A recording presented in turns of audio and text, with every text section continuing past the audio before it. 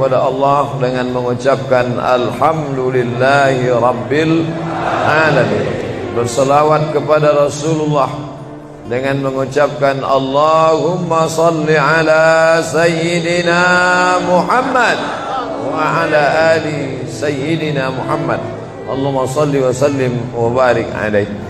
Yang sama-sama kita hormati Bapak Ketua beserta seluruh pengurus Masjid Al-Qalam, hadirin hadirat, muslimin muslimat, alim ulama, sedik pandai, tokoh masyarakat. InsyaAllah kita semua dimuliakan Allah Subhanahu wa ta'ala. Amin ya rabbal alamin.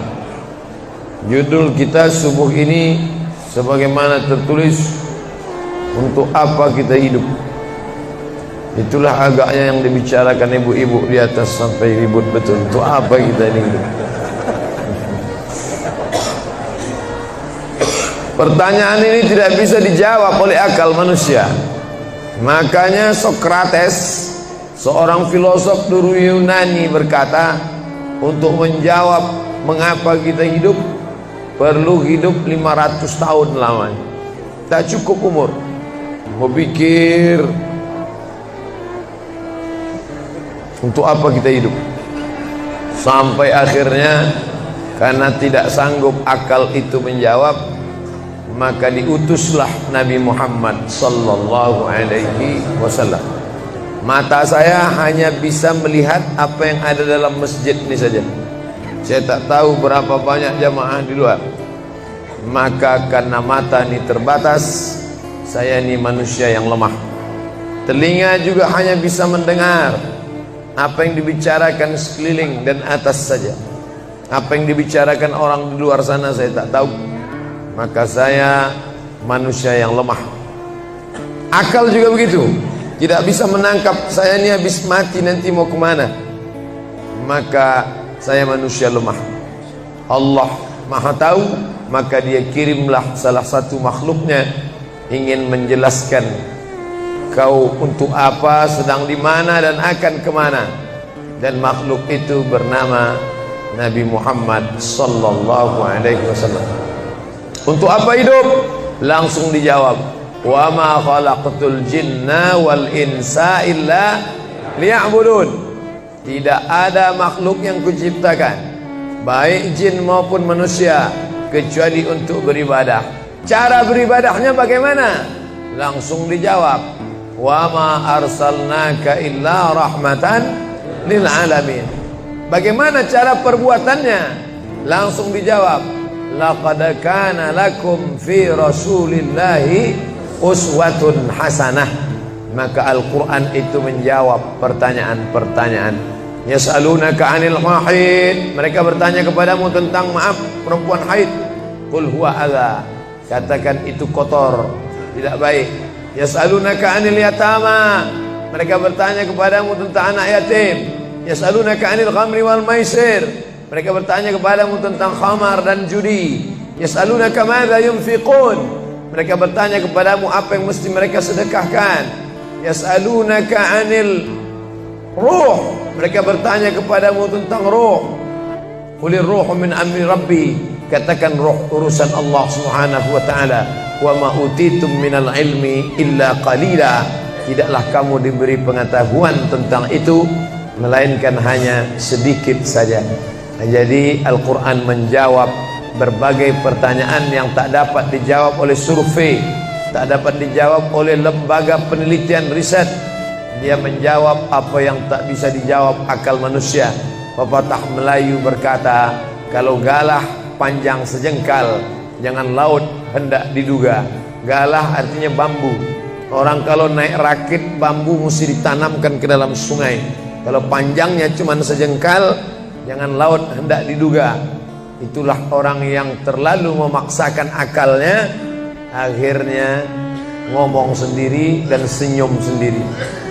Akhir puncak daripada akal adalah ngomong sendiri, senyum sendiri. Angkot lewat pun dia senyum. Na'udzubillah. Oleh sebab itu kita yang sangat rendah, hina ini mengaku lemah. Aku berserah kepada Engkau ya Allah. Berserah itu bahasa Arabnya istislam. Makanya kita ini tadi mengaku di hadapan Allah hanifan musliman. Aku condong kepada kebenaran, musliman, dan aku hanya berserah diri kepada Engkau ya Allah ya Rabbal Alamin. Makanya apa kata Allah kita ikut. Padahal ini akhir pekan, weekend, maunya santai, tapi kita ikut apa kata Allah Subhanahu wa taala. Bangun subuh ikut. Padahal ini mestinya santai di rumah, tidur-tiduran, membalaskan sakit hati hari Senin, hari Selasa, hari Rabu, hari Kamis, hari Jumat. Ini hari Sabtu, tapi justru hari Sabtu bersusah payah, berdingin-dingin di luar. Bahkan kabarnya jam 3 sudah ada yang datang ke masjid ini. Bahkan ada yang mabit di samping danau. Bayangkan itu. Orang mabit di Musdalifah, yang mabit di samping danau. Oleh sebab itu maka ini apa yang membuat makhluk ini bisa begini? Itu semua adalah orang-orang yang mengerti untuk apa kita hidup. Karena hidup adalah untuk beribadah. Bangun tadi dari tidur langsung beribadah. Buka mata, ibadah pertama adalah zikir. Alhamdulillahillazi ahyana ba'dama amatana wa ilaihin nusyur.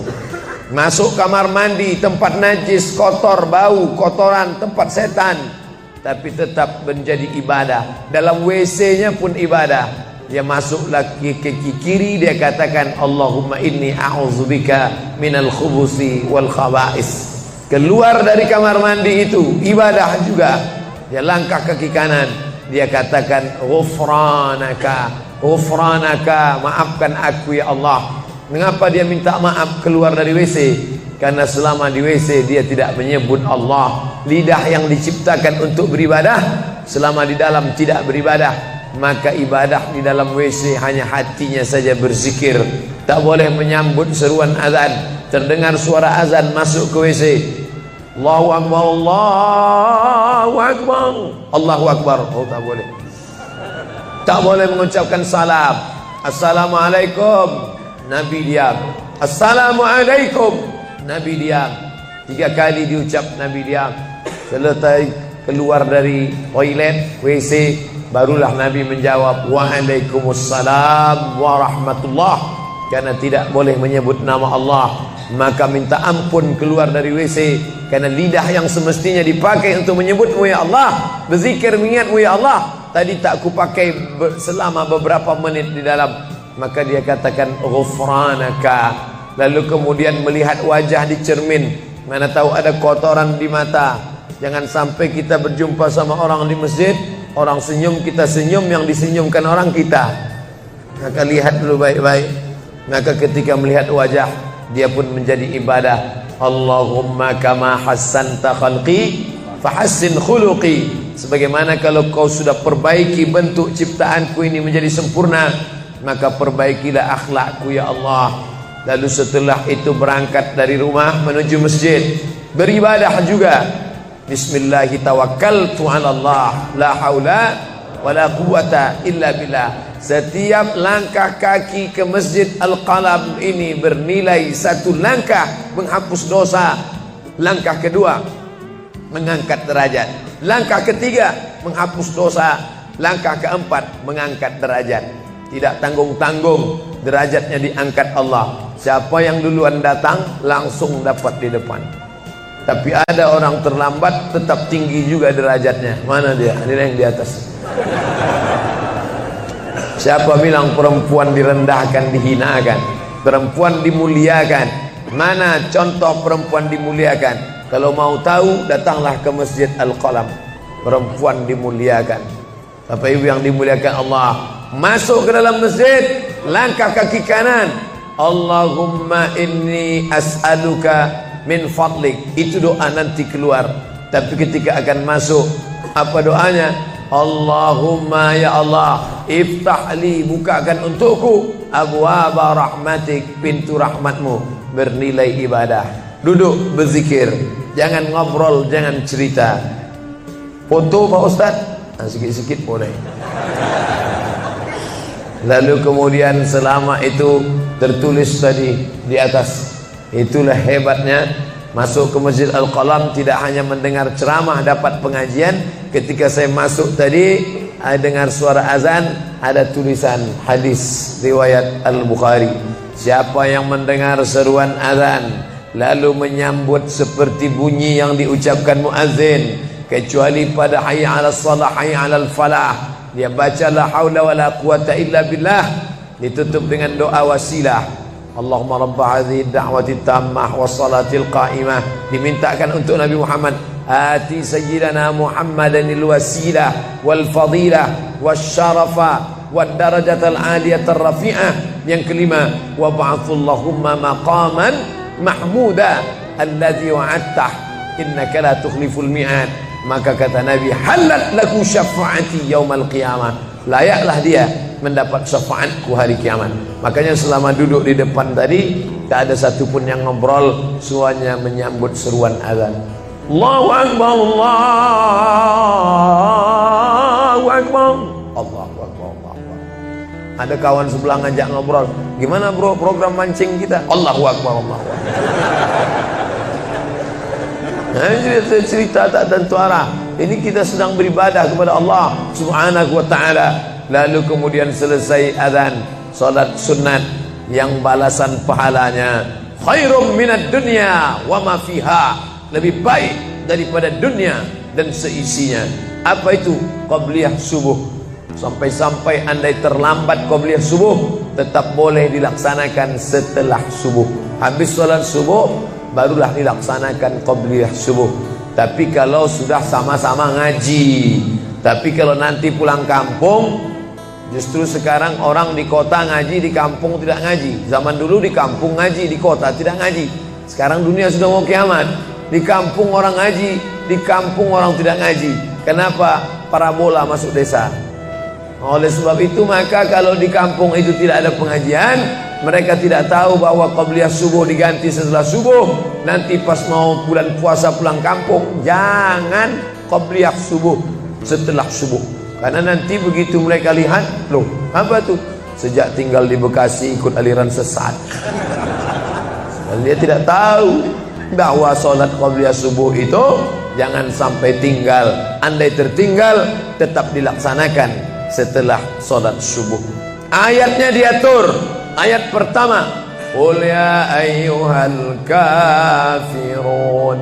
Ayat yang kedua, qul huwallahu ahad, Allahus samad, lam yalid wa lam yulad wa lam yakul lahu kufuwan ahad.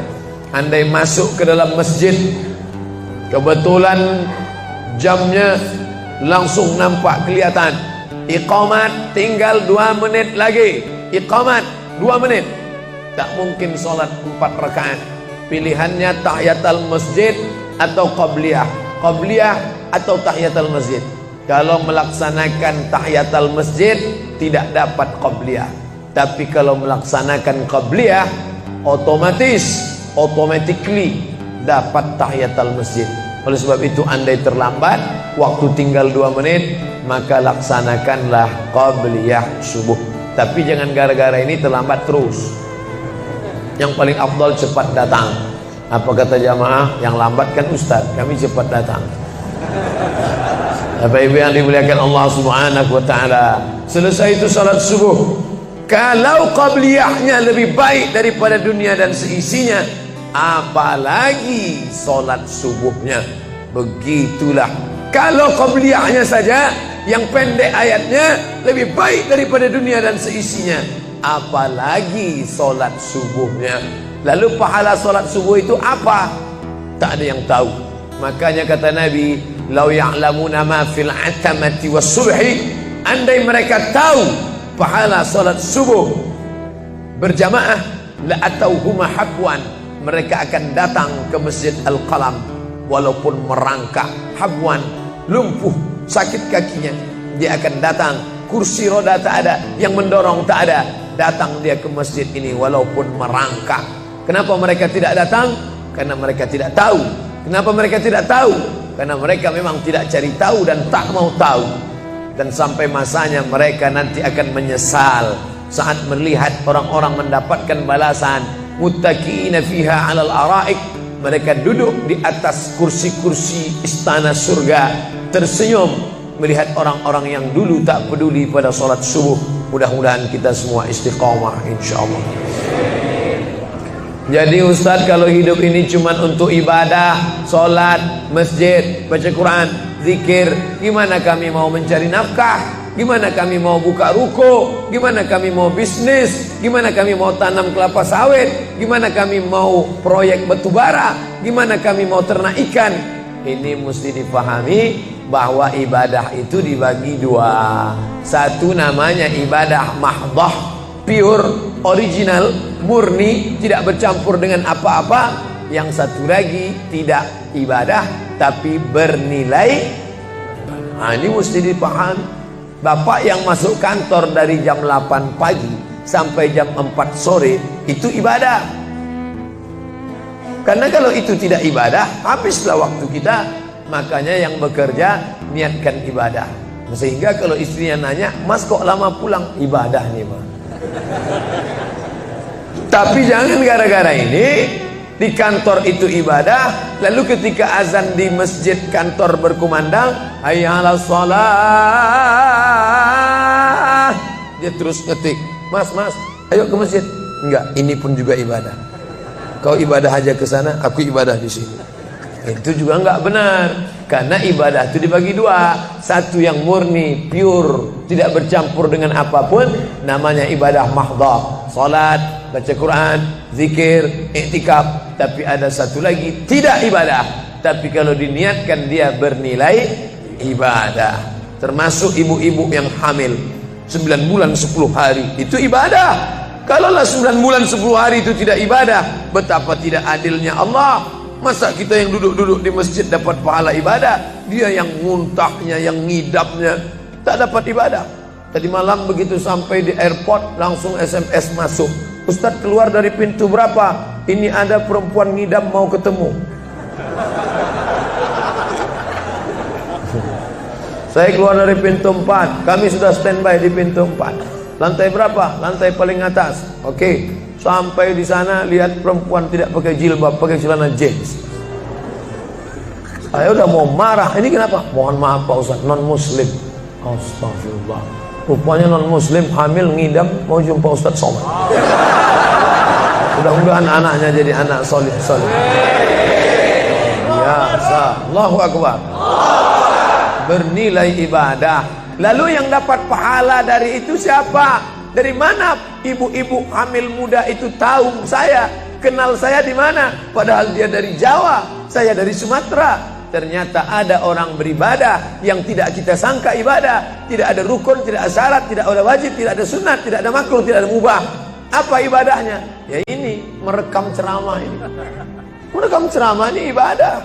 Memoto itu ibadah. Bayangkan resiko tukang foto. Saya sampai sekarang tukang foto itu resikonya nanti setelah tua matanya gini.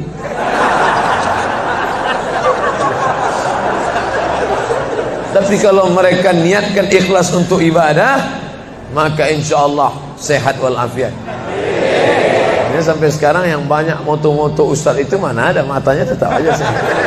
Kenapa? Karena diniatkannya untuk ibadah. Hidup ini kalau berniat ibadah tidak ada capeknya, tidak ada lelahnya. Kenapa? Karena mengharapkan balasan dari Allah. Ilahi anta maksudi wa ridhaka matlubi. Yang kumaksud hanya Engkau ya Allah, dan ridhamu lah yang kucari. Suatu ketika saya sampai di sebuah kabupaten kota, saya tanya ke Pak Bupati, "Pak, ya, kenapa Bapak buat pengajian untuk PNS hari Kamis pagi? Pagi Kamis buat pengajian tabligh akbar. Apa manfaatnya menurut Bapak sebagai pimpinan daerah?" Ternyata Ustadz Somad, kami sudah coba formula macam-macam untuk PNS ini. Pertama kami undang motivator dari Jakarta. Akhirnya di gedung hotel dengan biaya mahal. Lalu kemudian dengan infokus, suara menggelegar. Semangat, semangat, semangat. Keluar dari situ lesu. Motivatornya pulang, pegawai letoy. Akhirnya kami buat undang tentara dengan bapak polisi, baris per baris, siap, siap. Pak polisi pulang, gak siap lagi. Ternyata yang disentuh paling mantap bukan fisiknya, bukan matanya, bukan pakai infocus, bukan pakai suara menggelegar, tapi yang disentuh adalah hati. Dan satu yang bisa menyentuh hati itu adalah agama. Itulah makanya ibu bapak coba nanti kalau mau buat praktek, buat satu kotak, buat satu lagi kotak, ada dua kotak. Kotak ini buat voucher namanya sumbangan. Kotak ini buat juga voucher tulisannya sodakoh. Lihat mana yang paling banyak diambil umat Islam, sumbangan apa sodakoh? Sodakoh, padahal nilainya sama. Sumbangan 100.000, sodakoh 100.000. Bapak ibu silakan ambil untuk anak yatim fakir miskin kita. Pasti voucher yang paling banyak diambil adalah sodakoh. Kenapa? Karena mereka menganggap sumbangan tak ada pahalanya, karena bukan bahasa Arab. Apa dia? Sumbangan. Enggak ada dalam Quran. Ya ayyuhalladzina amanu, sumbangan. Yang ada adalah sedekah. Innamas shadaqatu lil fuqara wal masakin wal 'amilina 'alaiha wal mu'allafati qulubuhum wa fir riqab wal gharimin wa fi sabilillah wa ibnis sabil. Itulah mengapa yang disentuh itu bukan nalar otaknya, tapi yang disentuh itu adalah hatinya. Ala fil jasadi mudghah. Ketahuilah dalam jasad itu ada segumpal. Idza salahat salahal jasadu kulluh. Kalau yang segumpal itu baik, maka yang lain ikut menjadi baik. Wa idza fasadat fasadal jasadu kulluh. Kalau yang segumpal itu rusak, jahat, kotor, hitam, gelap, maka yang lain ikut menjadi rusak. Ala wahyal qalb, hati. Jagalah hati. Itu yang selalu dipesankan Ustadz kita Agib, jagalah hati dan kau terserah. Bapak ibu yang dimuliakan Allah, salah satu yang merusak manusia sekuler, membagi dua. Di masjid ibadah, di kantor tidak ibadah, fatal. Di masjid dianggap ibadah. Jangan heran kalau ada orang di masjid khusyuk, takut nengok ke atas, melihat hanya tempat sujud saja. Allahu Akbar, tidak mau lihat ke atas. Kenapa? Dia khusyuk. Tapi di kantor dia lebih setan daripada setan. Kenapa? Berasal dari pemahaman yang salah. Karena dia sudah bagi dua. Di masjid ibadah, di kantor tidak ibadah. Bahkan yang lebih fatal, yang kotor-kotor di kantor bisa dibersihkan di masjid. Kotor. Akhirnya untuk membersihkannya pergi dia ke masjid. Laundry yang paling besar Masjidil Haram. Sampai di sana nangis di pintu Ka'bah. Ya Allah, dah selesai bersih. Enak aja. Bukan begitu ajaran Islam. Labbaik Allahumma labbaik, labbaik Allahumma labbaik. Apa kata malaikat? La labbaik wala sa'daik. Kau tidak dapat panggilan, kau tak dapat kebahagiaan, kau tak dapat haji mabrur, kau tak dapat surga. Zaduka haram, karena kau berangkat dengan uang haram. Oleh sebab itu pemahaman Islam mesti utuh. Semua adalah ibadah. Kalaulah gerak tidak ibadah, betapa menyakitkannya bapak-bapak polisi di jalan raya kena panas terik, padahal dia tidak ada penutup kepala di atas, berkeringat berpeluh. Mereka tetap merasakan itu sebagai ibadah. Tentara yang membela negara, angkatan laut di perbatasan sana, datang kapal-kapal perompak dari Thailand ingin mengambil ikan kita, tenggelamkan. Itu kalau tidak nilai ibadah, dia takut. Jangan-jangan sebelum kita tenggelamkan, kita duluan ditembaknya tenggelam. Maka itu mesti ada nilai ibadah di dalamnya. Itulah yang membangkitkan semangat jihad. Jamaah bertanya, Ustadz kemarin dari Jambi, terus kemudian terbang ke Miri, besok baru pulang ke Pekanbaru. Apa Ustadz? Saya lihat Ustadz dari tadi mengantuk saja. Iyalah, sampai tadi malam ke hotel jam 12, baru tidur jam 1 karena ada yang mau ditulis. Jam 3.30 sudah bangun ceramah. Tapi begitu berjumpa dengan jamaah orang ramai, bangkit semangat. Habis ceramah ini tanya jawab, semangat lagi. Habis itu baru lesu. Dan tidurnya itu pun ibadah. Bayangkan, tidurnya itu ibadah. Itulah mengapa banyak orang pengajian sambil oh, ustadz menyindir ya? Tidak. Saya termasuk ustadz yang tidak pandai menyindir. Saya termasuk ustadz kalau dipesan request untuk menyindir, saya tidak pandai. Kenapa? Karena saya pernah menyindir orang. Ustadz, tolong ustadz sindirkan, ini ada jamaah yang sudah sedekah tapi mengambil uangnya kembali. Siapa yang bersedekah mengambil uangnya kembali, kal kalbil ladzi ya'udu ila qaihi, sama seperti anjing yang menjilat muntahnya kembali. Selesai pengajian, mohon maaf Pak Ustaz, yang disindir nggak datang. Oleh sebab itu tak ada gunanya sindir menyindir. Kalau mau to the point, mana orangnya face to face, langsung saja tembak 12 pas, gol. Bapak Ibu yang dimuliakan Allah, maka mesti dipahami dengan benar. Di Masjidil Haram ibadah, di rumah pun kau ibadah. Istri yang dari mulai pagi memasakkan suami, dibantu oleh pembantu, membuatkan minuman, membesarkan anak, menyusukan anak 2 tahun lamanya, melahirkan, meregang nyawa ibu melahirkan anak, ibadah. Makanya kalau dia meninggal dunia saat melahirkan, matinya mati syahid. Saking senangnya suaminya mendapatkan seorang istri yang syahid, tak menangis dia. Begitu tegarnya bapak, tidak meneteskan air mata. Tidak Pak Ustaz, aku melepas seorang syahid, 3 syahid lagi siap nanti. Peace, damai. Biasanya ibu-ibu kalau bawa cerita ini, kalau gini pulang aja lah kita ya. Nah, bercanda.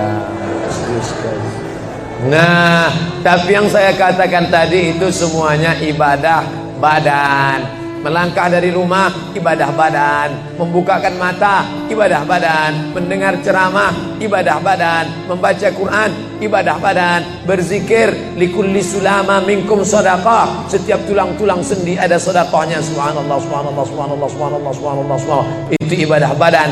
Tapi ada bukan ibadah badan. Apa dia? Itulah yang 7 macam. Zakat, wakaf, infak, sedekah, wasiat, hibah, ghanimah.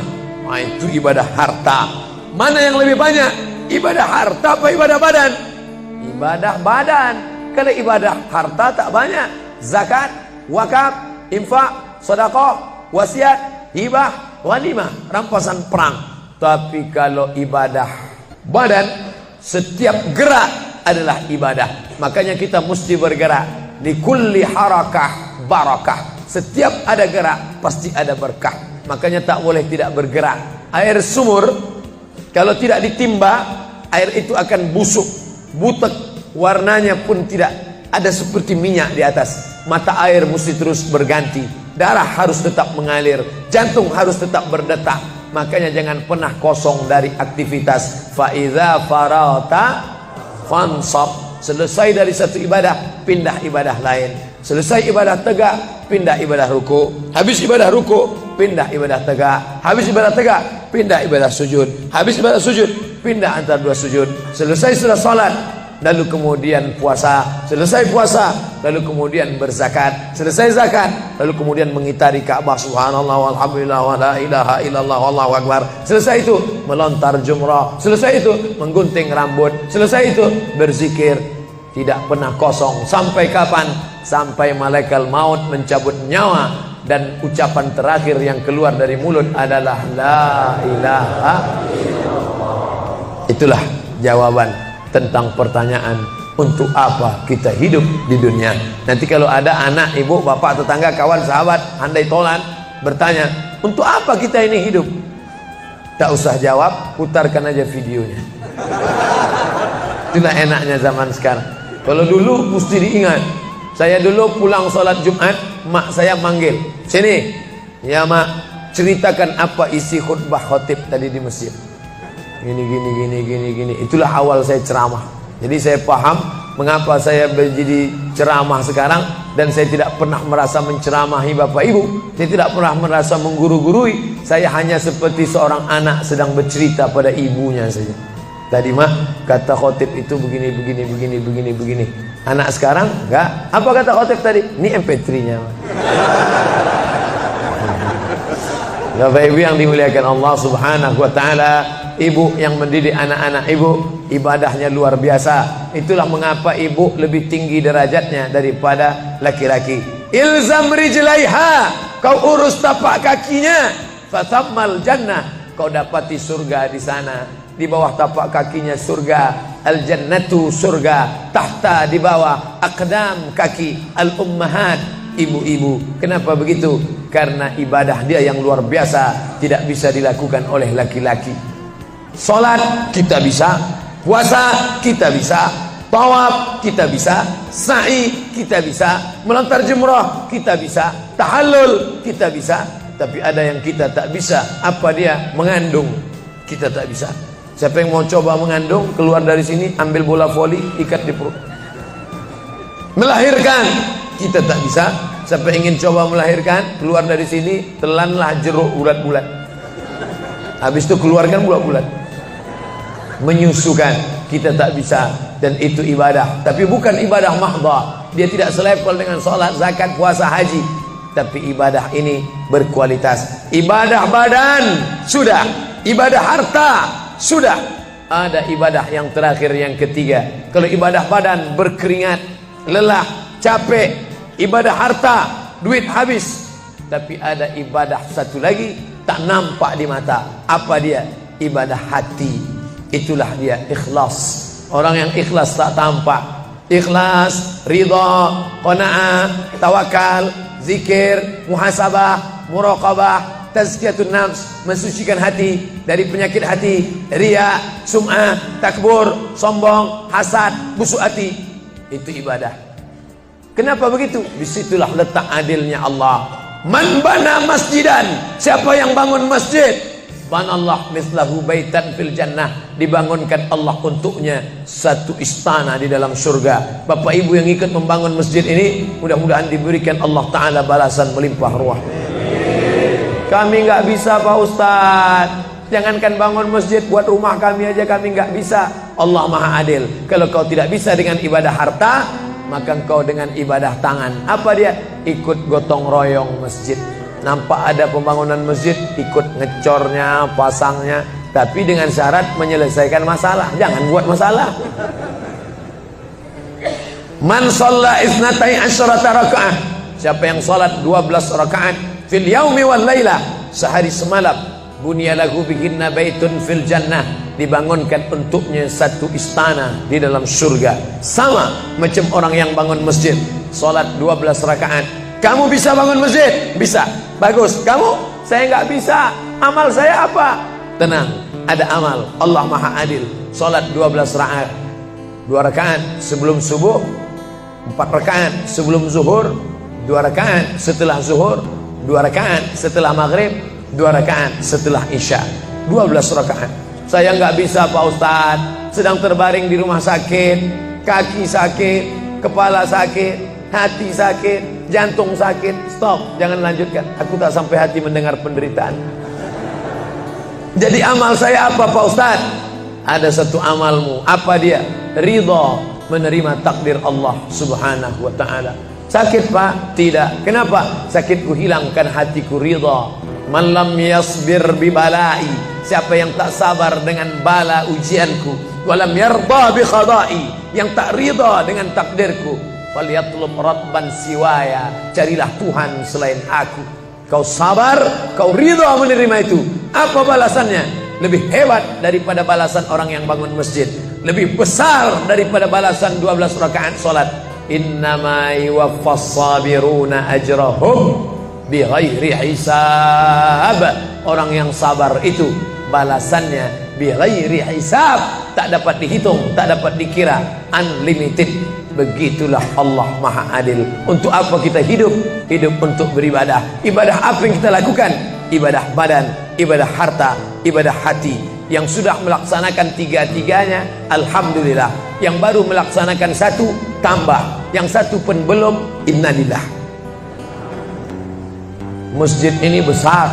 Kadang kita bangga masjid besar, rupanya APBN, anggaran pendapatan belanja negara. Bangga kita masjid megah, rupanya APBD, anggaran pendapatan belanja daerah. patutlah masjidnya di tengah hutan, karena di situ tanah yang murah. Akhirnya pemukiman masyarakat jauh, masjid di tengah jalan, masjid di tengah perjalanan luar kota, jauh dari pemukiman masyarakat. Masuk kita ke dalam, tai kambing yang ada di dalam. Tapi masjid ini megah, mewah, 2 lantai, lengkap dengan kubah yang besar. Ini swadaya masyarakat. Saya tahu ini dari mana? Jamaahnya cerita. Kalau tidak, mana saya tahu. Ini masjid ini asli swadaya Pak Ustaz. Lama membangunnya Pak? Enggak lama, sebentar saja. Sebentar saja, sekejap langsung terkumpul 7,6 miliar uang. 7,6 M. Itu kalau dibelikan cendol berenang gitu. Bayangkan itu. Bisa terkumpul masyarakat. Padahal ibadah yang paling berat, ibadah harta ini lah. Banyak orang kalau diajak iktikaf, banyak. Ayo kita iktikaf, ramai. Ayo kita zikir ke Az-Zikra, ramai. Jangan lupa besok zikir ke Az-Zikra hari Ahad pertama, sekaligus acara live Damai Indonesiaku TV One bersama Ustadz Abdul Somad LC. Tapi ada ibadah yang berat. Apa dia?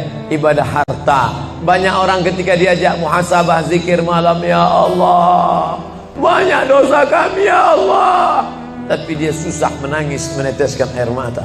Tapi begitu lewat kota infak, memang menangis. Tak sampai hati melihat Bung Karno keluar dari dompet. Lewat kotak sodako infak, lama membuka dompet mencari Patimura. Nauzubillah.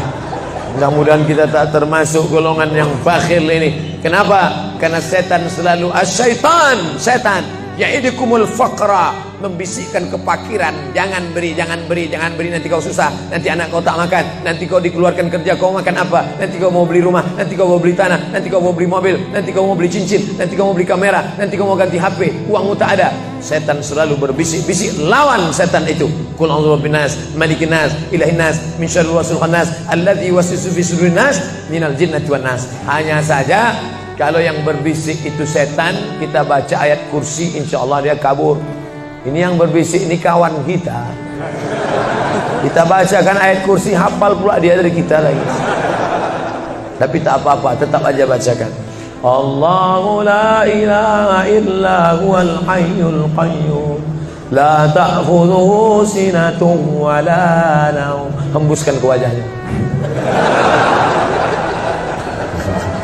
Bapak Ibu yang dimuliakan Allah, setelah ibadah 3 ini kita lakukan, ibadah badan sudah, sholat subuh sampai melimpah ruah ke belakang. Saya dengar suara hati tadi, lapor, tenda sudah penuh, sudah melimpah ke jalan. Masya Allah. Ibadah harta sudah 7,6 M. Ibadah hati sudah, sabar, ridha, qanaah, tawakal. Tapi jangan lupa, datang merusak yang 3 ini, perkelahian, merusak ukhuwah Islamiyah. Masjid yang besar, kalau sudah kelahi di dalamnya, tinggal kelahi, tak lagi ada persatuan. Masuk masjid bukan baca doa pintu masuk masjid, malah masuk masjid ngelihat kira-kira dia di mana ya. Oh dia di sana, gua di sini lah. Oh di sini, dia di sini. Sampai akhirnya suatu hari terlambat, lupa ngelihat. Allahu Akbar, rupanya dia di samping. Jangan kelahi. Wa'tasimu bihablillah, berpegang teguhlah dengan tali Allah. Tali Allah itu apa? Al-Quran dan Sunnah. Apalagi ulama, nggak ngerti Quran, nggak ngerti Sunnah, tanya ulama. Al-ulama warasatul anbiya. Wa'tasimu bihablillah, berpegang teguh dengan tali Allah. Wala tafarraqu, jangan berpecah belah. Coba lihat bunyi ayatnya. Andai ayat itu sampai bihablillah titik sudah cukup. Berpegang teguhlah dengan cara tali Allah, cukup. Mengapa ujungnya tetap ditutup? Wala tafarraqu, jangan berpecah belah. Karena banyak orang yang sudah baca Quran, sudah sholat, sudah puasa sunat, tapi hatinya pecah bercabang.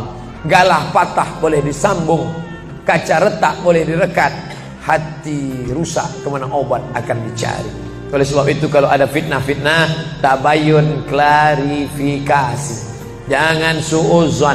Ijtanibu katsiran minaz-zan. Kepengurusan masyarakat, jamaah, sayang kebersamaan rusak. Gara-gara apa? Gara-gara nila setitik rusak susu sebelanga.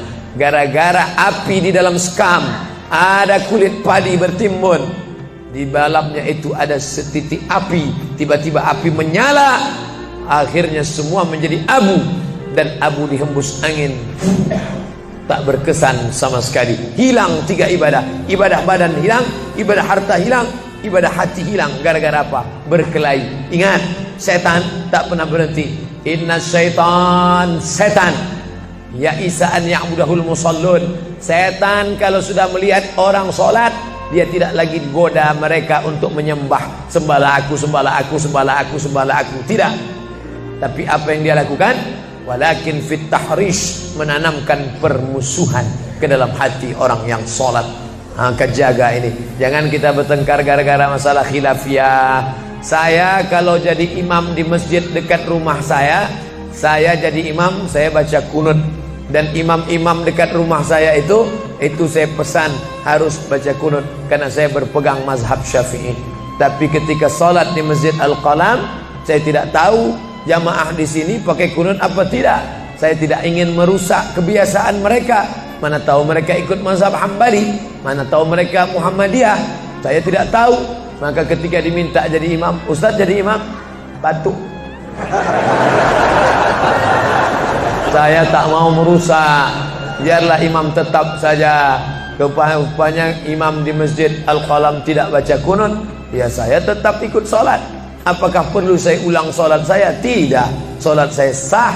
Karena apapun ormasmu, apapun mazhabmu, mau NU, mau Muhammadiyah, mau Perti, mau Persis, mau Al-Irsyad, mau Jamaah Tabligh, mau FPI, mau mazhab Hanafi, mazhab Maliki, mazhab Syafi'i, mazhab Hambali, semuanya sepakat sholat subuh itu wajib.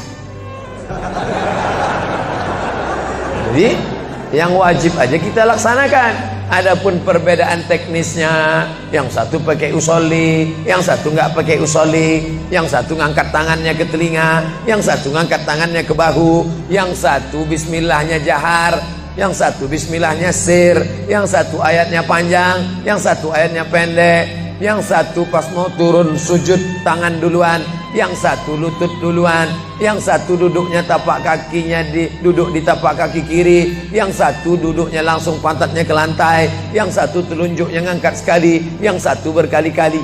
Itu masalah teknis simple sederhana. Ada masalah yang lebih besar. Apa masalah kita yang lebih besar?